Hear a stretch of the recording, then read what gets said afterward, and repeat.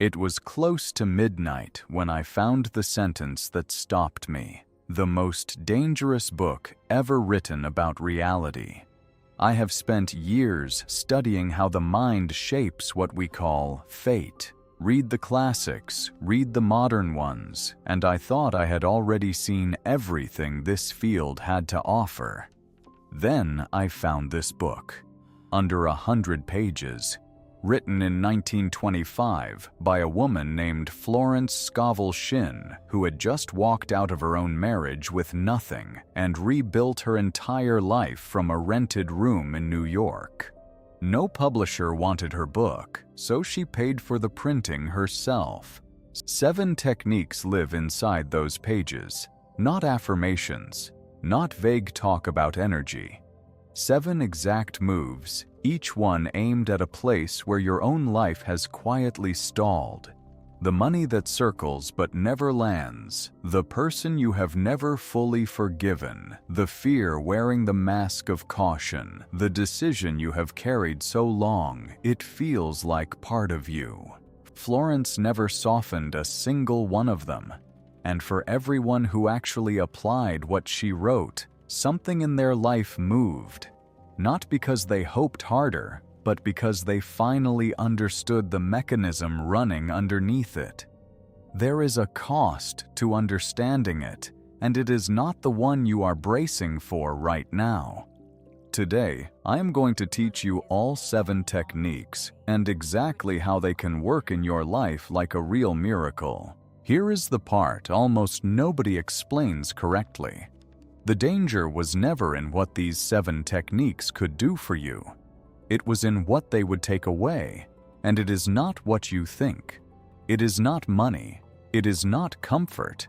It is your excuse, not the excuses you say out loud. The quiet ones. The economy is bad. My family never had it easy. This is just how relationships go for someone like me. I was raised this way, and that is that.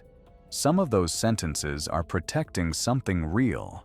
If your life has been shaped by violence, illness, loss, or circumstances you never chose, nothing in the next few minutes is going to ask you to carry blame for that. This is not a video about blame. It is a video about the parts of your life you still have a hand on, even when it does not feel like it. Florence Scovel Shinn called life a game, not a battle, not a war, not a test you pass or fail. A game with rules, the way chess has rules, or the way a current in a river has a direction whether you notice it or not.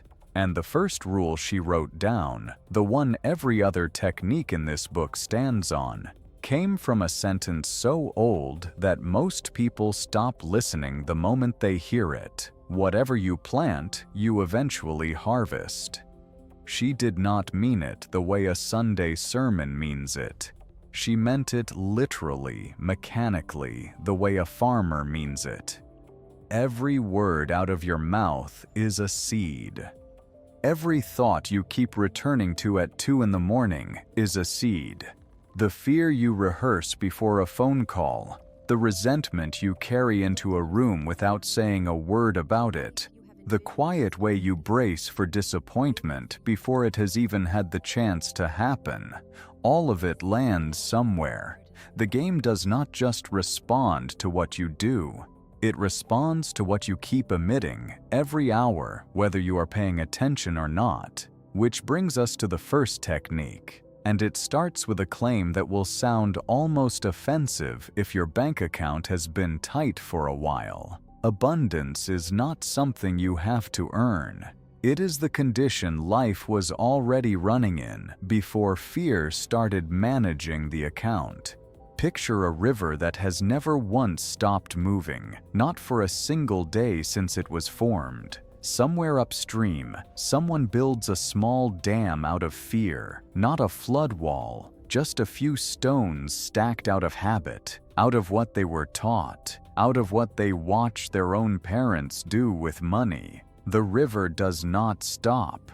It just backs up behind those stones, and the person standing downstream spends years wondering why the water never reaches them, never once looking up to notice they built the dam themselves, one stone at a time, one sentence at a time. Florence would tell you the water was never the problem. The stones were. A woman came to Florence once needing an amount of money that, in 1925, could have bought a house. She had no plan, no prospects, no time. Florence did not tell her to panic less or work harder. She told her to declare out loud that the money was already on its way through a channel she could not yet see, and then to stop trying to control what that channel would look like. Days later, an inheritance arrived from a relative she had never expected anything from. Not because she wished hard enough, because she stopped adding stones to a river that was already moving. There is a second voice worth bringing in here, a contemporary of Florence's named Wallace Wattles, who spent his own life studying the same question from a different angle. Wattles noticed something that plenty of people miss even after they hear Florence's story. It is not enough to simply believe supply exists. You have to act like it every day in a specific way he called the certain way, never competing for what feels scarce, only creating and moving forward as though there is always more coming. And he pointed to one practice in particular that keeps a person tethered to that state. Gratitude, not as a mood, but as a discipline, a way of staying wired to the source of what you already have instead of the fear of what you might lose. Tonight, before you do anything else with what you are learning here, I want you to try something small. The next time a bill lands in your hand or an opportunity crosses your path, notice the very first thing that moves through you before you have time to think about it. Fear or trust, that is all. Do not try to change it yet. Just notice it, the way you would notice weather. That single act of noticing is the first stone you remove, whether you feel anything shift or not. But abundance was never the whole story, and Florence knew it. Because you can clear every stone out of the river and still find the water arriving in a place you cannot use it if there is a debt in your heart that nobody else can see. A debt in your heart. That is the phrase I left you with, and I want to be precise about what it means, because it is easy to misunderstand. You can wake up tomorrow and speak nothing but abundance. You can watch the first flicker of fear in your chest and let it pass without feeding it, exactly like we practiced. And your life can still stay exactly where it is if there is one person you have not forgiven. Not forgiven in the way people usually mean it, smiling through gritted teeth, saying it is fine when it is not. I mean forgiven the way Florence meant it, which is stranger and more mechanical than most of us expect. Remember the rule: whatever you plant, you harvest. Resentment is a seed, the same as any other, and here is the detail almost nobody notices. You do not plant it once. You plant it again every single time you replay the moment in your head, every time you rehearse what you should have said, every time you imagine the look on their face if they finally understood what they did to you. That is not memory. That is agriculture. You are out in the field again at 2 in the morning, pressing the same seed back into the same soil. Florence used to say that when someone came to her stuck, money that would not move, a body that would not heal, a door that kept closing no matter how many times they knocked, one of the very first questions she asked was not about their finances or their health. It was simpler and far more uncomfortable. Who have you not forgiven? A woman once sat across from her convinced she needed a better affirmation, something stronger, something with more conviction behind it, some phrase she had not tried yet. Florence listened for a while, and then asked about her mother. And underneath the woman's talk of prosperity was an old, quiet bitterness she had been carrying so long she no longer noticed the weight of it. The way you stop noticing a bag you have carried for years until someone else picks it up and asks why it is so heavy.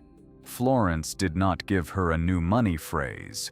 She told her to lay the bitterness down. Bless the person who hurt her, not because they had earned it, but because the woman herself had earned some peace. And the story goes that only after she did, only after the internal correction, did the outer one begin. The finances moved, but that was never really the point. Here is the image I want you to keep because it explains why this matters more than almost anything else in this book. Imagine someone hands you a suitcase that was never yours. You did not pack it. You did not choose what is inside it. But you have carried it for years anyway, from room to room, from year to year, because putting it down felt somehow like losing. Like the person who hurt you would get away with something if you stopped carrying the evidence. But notice what carrying it has actually cost you, not them, you. Every hand you could have used for something else has been holding a suitcase that belongs to somebody who, in many cases, has stopped thinking about you entirely. And I want to be honest with you about something, because this book can be easy to misread here. Forgiveness is not the same as staying. It is not permission for someone to keep hurting you, and it is not a requirement to pretend the wound was small. If the harm is ongoing, the first act of forgiveness might simply be leaving. What Florence is describing is not about the other person at all. It is about resigning from a job nobody paid you to take, the job of keeping score, of waiting for a debt that may never be repaid the way you imagined it would be. So here is the second layer of the practice we started building in the last section. You already learned to notice fear or trust the moment a bill or an opportunity arrives. Now take that same noticing and turn it toward a name. Let one person come to mind, someone you have not quite released. Do not force anything. Do not perform peace you do not feel. Just notice what happens in your chest when their name arrives. The tightening, the old script, the argument you have had 100 times in a room they were never actually in. That noticing is the suitcase shifting in your hands, even before you decide to put it down. But even once the suitcase is down, something else tends to creep back in overnight, quietly, dressed up as responsibility. Florence had a name for that too. Responsibility. That is the disguise. Nobody sits down and decides to spend their life anxious. They decide to be responsible, and then responsibility quietly turns into something else, a weight they carry into every room, a weight they mistake for love, or diligence, or care. There is an old line, older than Florence, older than most of what gets quoted in this space. Cast your burden, and you will be sustained. Many people hear that and picture something passive, something soft, a permission slip to stop trying. Florence read it as an instruction, almost technical in nature. Notice the verb, cast, not manage, not monitor, not carry a little more quietly so no one sees the strain on your face. Cast the way you would set down something heavy that was never built for your hands to hold in the first place. Here is what I mean by that, practically. Worry is not neutral. It is not simply concern with no cost attached. Remember the law we already established. Whatever you emit, you receive. And worry emits exactly what it feels like: fear, exhaustion, a low hum of dread running underneath everything you do. You cannot broadcast panic all day and expect the game to answer with peace. So the very thing you think is protecting your future, the constant turning over of what could go wrong, is often the exact signal keeping that future from arriving. Think about a relay race for a moment, the kind where a baton passes from one runner to the next. There is a marked zone on the track, a stretch of a few meters, built specifically for the handoff. The runner does not fling the baton and hope. They slow down, extend their arm, and release it into a hand built to carry it the rest of the way. Now picture a runner who refuses that zone, who grips the baton through the entire race, arm locked, shoulder screaming, convinced that letting go means losing. They do not finish faster, they finish exhausted, and the baton never actually goes anywhere it was not already going to go. That is what most of us do with our worry.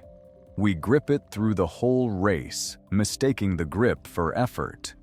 Florence taught something almost embarrassingly simple as the counter to this, and I want you to hear it exactly as she meant it, not as a slogan. When the weight returns, and it will, probably before this video is even over, you say, out loud if you can, quietly if you cannot, I release this burden and I go free.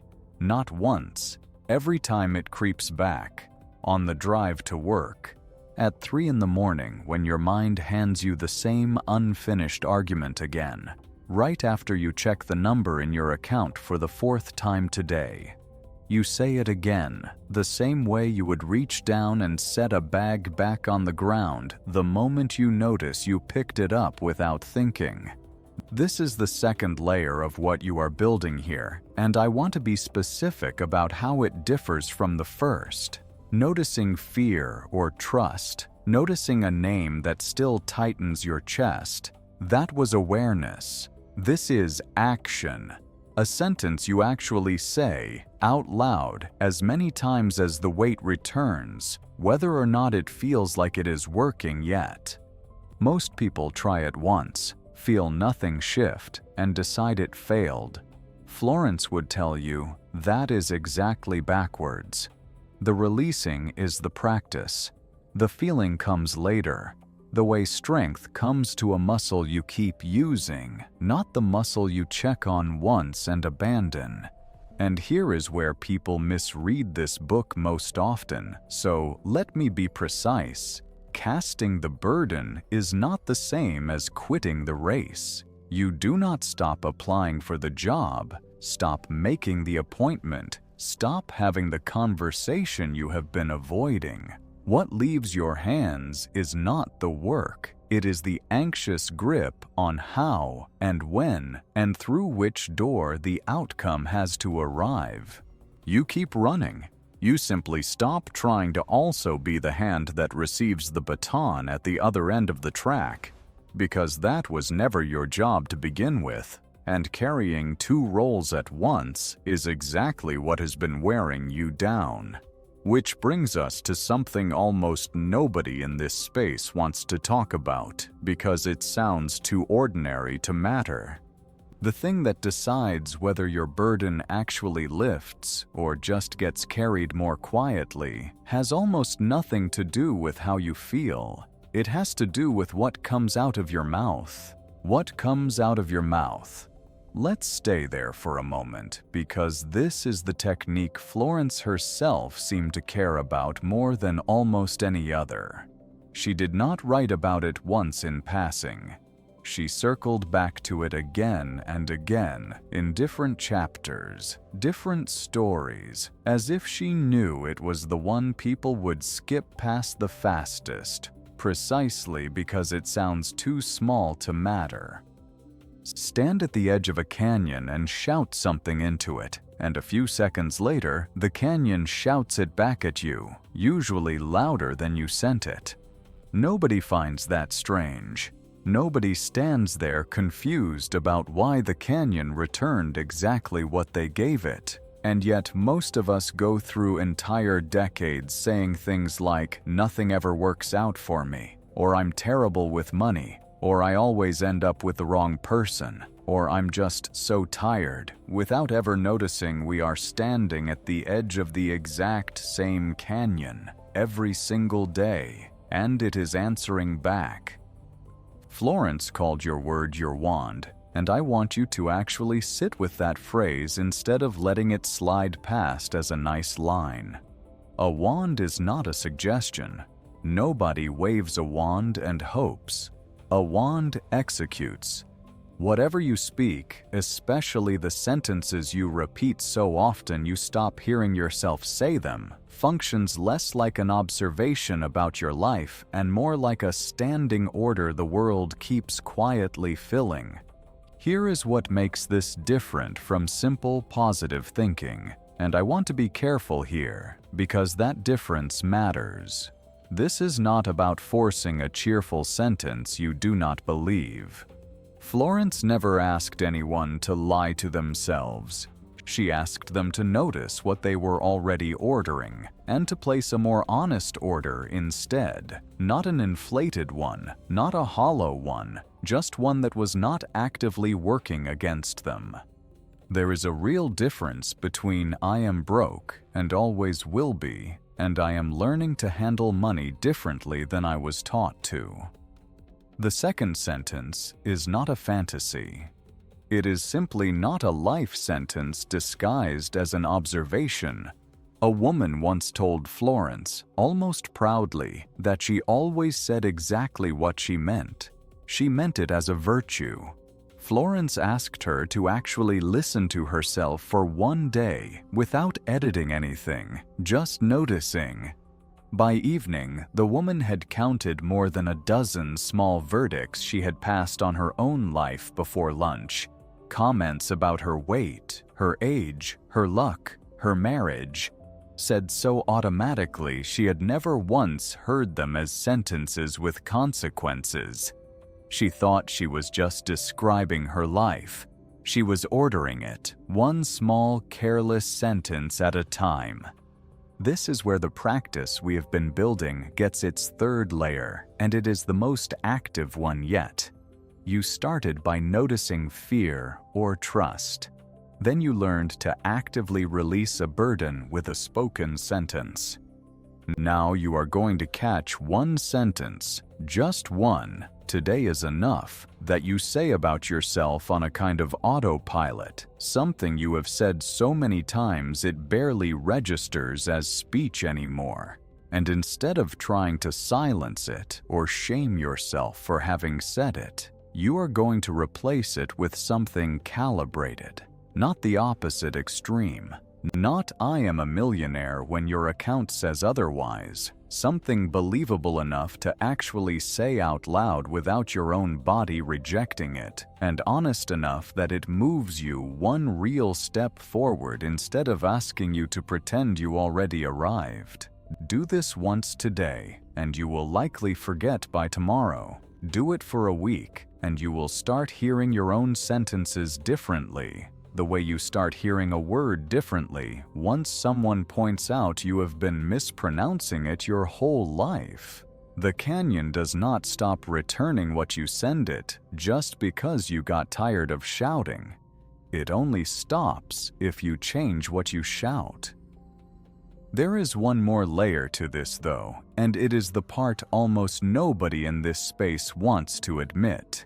Because it means the loudest sentences are not the dangerous ones. The dangerous ones are silent. The dangerous ones are silent. I mean the beliefs sitting underneath the sentences you actually say out loud. The ones so quiet you have never once heard them as words, only felt them as a mood, a hesitation, a reason you talked yourself out of something before you even finished the thought. And here is the strange part. That same quiet register, the one underneath the noise, is also where Florence located something else entirely. something she trusted more than almost any deliberate thinking a person could do. She called it intuition, and I want to be clear about what she meant, because the word gets used carelessly in this space until it means almost nothing. She was not talking about a hunch you follow because it is exciting. She was not talking about impulsiveness dressed up in spiritual language. She was describing something closer to a compass that was installed in you before you learned to doubt it. Quiet, specific, and strangely calm, even when what it is pointing toward makes no logical sense at all. Think about how most decisions actually get made in a stuck life. A person stands at a fork in the road: take the job or don't, stay or go, make the call or wait one more week. And instead of choosing, they gather more information. They ask 10 people for 10 opinions. They make the list of pros and cons, then make it again a week later because the first list felt incomplete. The analysis does not run out of material, it runs out of time, and the decision eventually gets made by exhaustion, not clarity. Florence had a phrase for this that still sounds almost rude today. A clear hunch is worth more than hours of reasoning. Not because thinking is worthless, because reasoning can only draw from what you have already lived. It redraws old maps. Intuition, in her language, comes from somewhere that already sees the road you have not walked yet. There is a practice inside the book for this, and it is closer to a request than a technique. When a decision needed to be made, Florence would say quietly something like this: "Infinite Spirit, open the way and give me a clear and definite leading, so I know exactly what to do." Then she would wait, not for lightning, not for a voice from the ceiling, but for something almost embarrassingly ordinary, an impulse to visit a particular place, call a particular person, take a particular street instead of the usual one. And the story in the book that I still think about goes like this. A woman asks for guidance, feels a small, illogical pull to go somewhere she had no real reason to go, follows it anyway, and there, in that detour that made no sense on paper, finds exactly the person, the piece of information, the door she had been asking for. Her reasoning would never have sent her there. It had no data to work with. The quieter signal did. Here is the part worth borrowing for your own life, without needing a single miracle to prove it works. The next time you are circling a decision, notice the difference between two very different feelings that often get confused for each other. One is loud, urgent, a little breathless. That is usually anxiety wearing intuition's coat. The mind trying to end the discomfort of uncertainty as fast as possible. The other is quiet, almost boring by comparison, and does not need you to justify it to anyone. That second one is closer to what Florence meant. You are not looking for the answer that excites you the most. You are looking for the one that feels, oddly, like something you already knew. And once you receive that quiet answer, resist the urge to keep rechecking it the way you might keep walking back into a kitchen to ask if your order is still being made.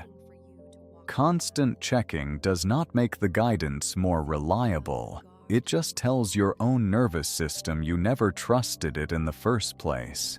But even a person who has learned to hear that quiet compass clearly can still walk straight past the one thing capable of dissolving every fear this book has named so far: love.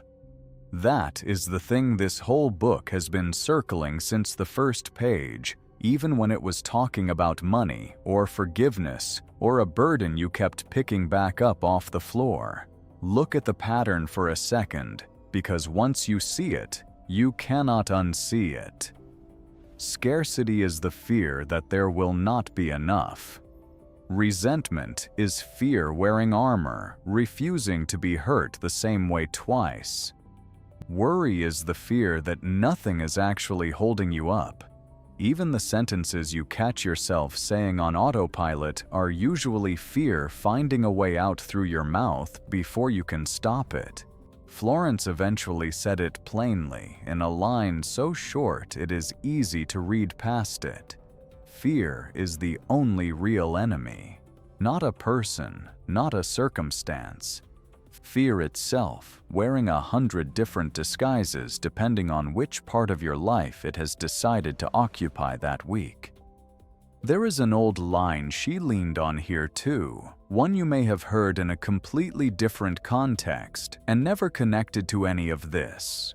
Perfect love casts out fear, not manages it, not negotiates with it, casts it out. The way light does not fight darkness so much as simply make it stop being dark. A woman came to Florence once, and this is, I think, the most human story in the entire book. She was in love with a man who had pulled away, and what she called love had turned into something else entirely. Checking his messages, replaying his tone of voice for hidden meaning, needing to know where he was, aching every time he was not where she expected. She wanted Florence to help her get him back. And Florence told her something that must have landed like a slap dressed up as kindness. What you are feeling right now is not love. It is fear wearing love's coat. Love that grips, that watches, that needs to control the outcome to feel safe. That is fear with better manners. Picture holding water in two different ways. Cup your hands open and still, and water rests there, calm, contained without effort. Close your fist around that same water, certain that squeezing tighter will keep it from leaving, and it escapes between your fingers almost immediately. Faster, in fact, than if you had done nothing at all. Florence's instruction to that woman was to open her hands, not to stop caring, to stop squeezing, to want his happiness even in a version of the story where that happiness did not include her. She did the work, slowly and without much grace some days, loosening the surveillance, lowering the need to know, replacing the panic of losing him with something closer to genuine goodwill. And the book says that once her love actually became clean of the fear underneath it, the relationship changed. But notice the detail that matters most here, because it is easy to miss. She did not do this as a strategy to win him back. If she had, it would have simply been fear wearing a more patient costume. The shift only meant anything once his return stopped being the condition for her peace. This is the third layer of the practice, and it is the hardest one because it asks something different than noticing or repeating a sentence. It asks you to look at one real relationship in your life, not a stranger, not a hypothetical, an actual person, and ask honestly whether what you call love there has any grip in it, any surveillance, any quiet demand that they behave a certain way so you can finally exhale. You do not have to fix it today. You only have to see it clearly once and choose, even briefly, to open your hand instead of closing it a little tighter. Florence took this even further than most are comfortable with. No person, she said, is truly your enemy. Whoever wounds you is only showing you, with painful precision, exactly where your own fear still lives. And the strongest move available to you in that moment is not retaliation, and it is not silence. It is blessing them, not because they earned it, but because it is the only response that plants something other than more fear into a game that already has enough of it. 6 techniques now sit in your hands: abundance, forgiveness, release.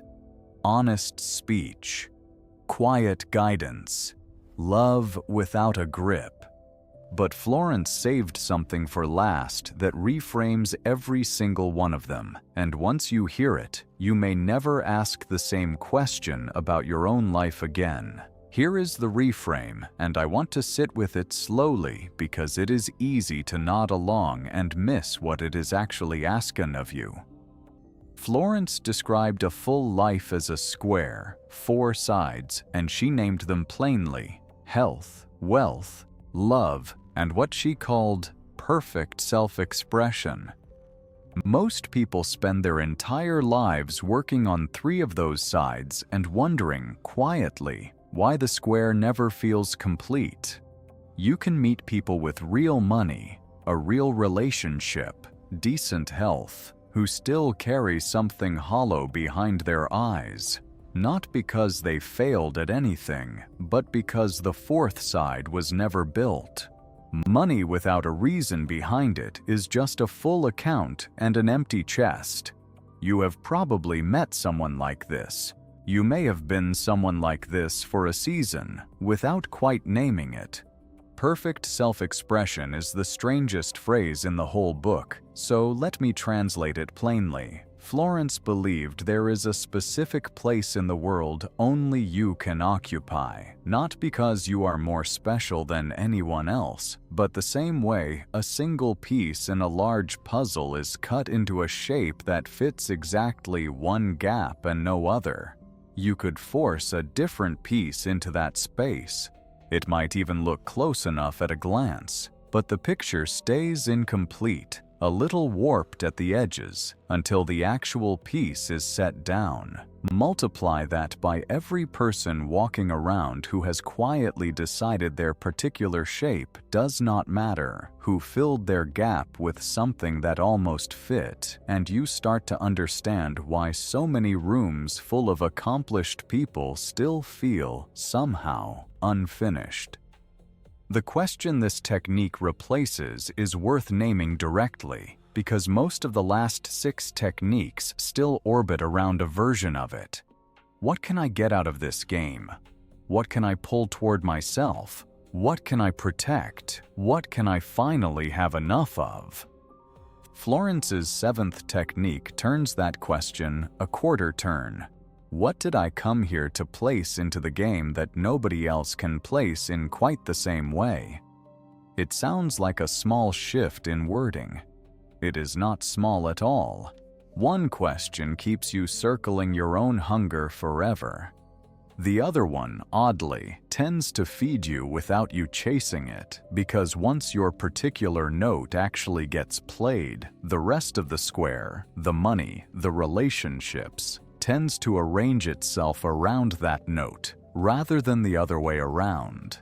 Now, the honest part, because I know exactly what you are thinking, you do not know your shape yet. Few of us do, and Florence never asked anyone to. She was specific about this, almost relieved sounding about it, in a way I find genuinely comforting. You are not required to see the whole design before you move. Demanding total clarity before taking a single step is, once again, the analytical mind trying to do a job that was never assigned to it. The design reveals itself the way a road reveals itself to headlights at night, a little at a time, exactly as far as you need to see to take the next step, never the whole distance at once. She left behind a simple request for this, the same shape as the one before it. Infinite Spirit, open the way for the design of my life to reveal itself. Let the gifts inside me be released, and let me see the next step with clarity. Not the whole map, the next step. Here is what ties all 7 of these together, and it is the part I actually want you to carry out of this video, more than any single technique on its own. None of this works as 7 separate tricks performed in isolation, one for money, one for love, one for guidance. They are 4 things, really, hiding underneath 7 names. What you believe, what you feel, what you say, and what you do. And for most of us, those four things have been quietly contradicting each other for years, which is precisely why so much effort has produced so little movement. Let me show you what that actually looks like in a single, ordinary day, because up to now, these 7 techniques might still feel like 7 separate rooms in a house you have not fully walked through yet. Say you wake up, and the first thing your mind does, before you have even sat up, is calculate the balance in your account against what is due this week. That old, familiar tightness starts in your chest. This is where the first layer lives, not fixing the tightness, not arguing with it, just noticing it is fear and naming it as fear instead of letting it pass as simply how mornings are for you. A few minutes later, the same worry tries to climb back in while you are making coffee, uninvited, dressed up as responsible planning.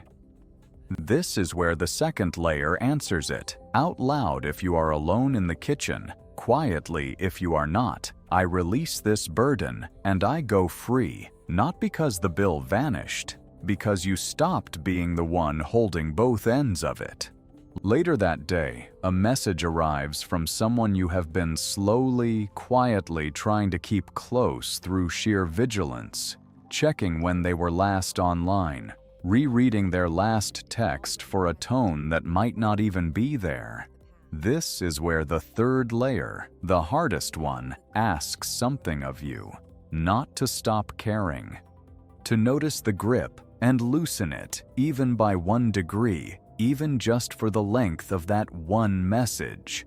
None of that required you to remember 7 named techniques in the right order. It required one continuous thread, running underneath all of it, what you believe about your situation, what you feel in your body about it, what you say about it out loud or in the quiet of your own head, and what you actually do next. Florence's entire book, Underneath the 7 Names, is really about closing the gap between those 4 things, because most of us have them working against each other without ever noticing. You can believe abundance is real and still feel scarcity in your shoulders every time a bill arrives. You can say the release sentence and still be gripping the phone.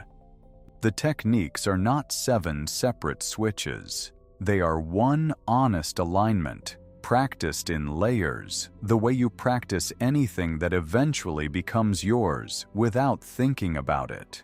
Now here is the part worth saying plainly, because it would be easy to hear everything you just learned as an accusation. It is not one. When Florence says the game responds to what you emit, she is not putting you on trial for what you have already harvested. The bills, the grudges, the years a door stayed closed. She is handing you something far bigger than blame. She is handing you power.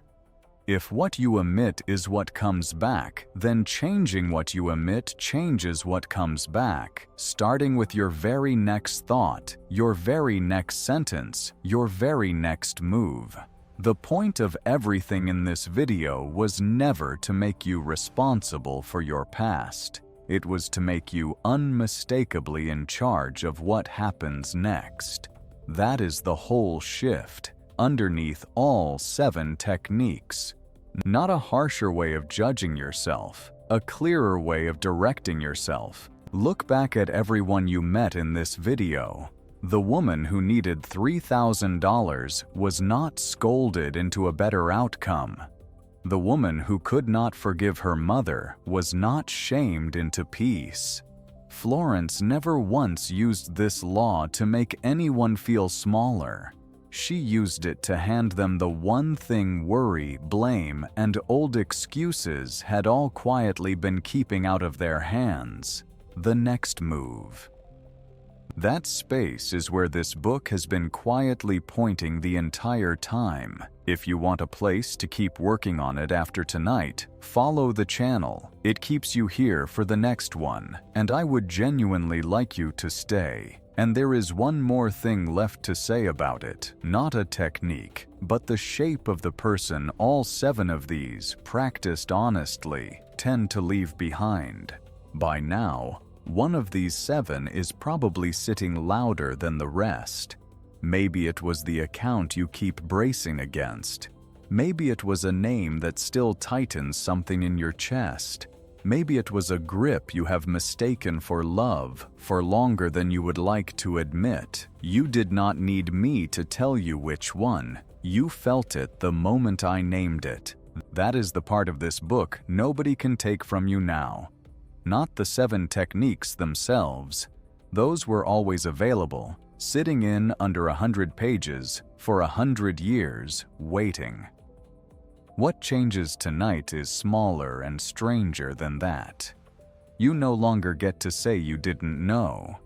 The excuse that used to hold the door shut, it's just circumstances, it's just how my life is, that excuse cannot stand in the same room as what you just heard, not honestly, not anymore.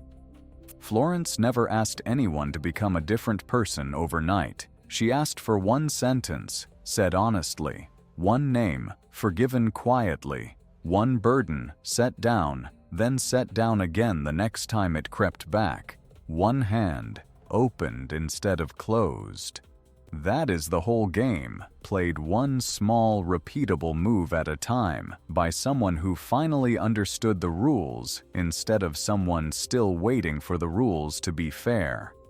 So here is where I will leave you. Not with a technique, with a question worth carrying out of this video and into the rest of your week. Of the 7 you just heard, which one is your life actually waiting on you to play? Tell me in the comments, honestly, which of the 7 hit hardest and which one you are going to practice first. I read every one of them. If there is a part of this book or a part of your own life you want me to go deeper on in a future video, say that too. Some of the best videos on this channel started as a comment exactly like that. If this found you at the right moment, subscribe, not for me, for the version of you that stayed until the very last word. And if one name came to mind while I was talking, someone who needs to hear this exact video, today, not eventually, send it to them and to 4 more people who have that same look in their eyes, the ones quietly searching for something they haven't found words for yet. The book closes here. Your part of the game is just getting started.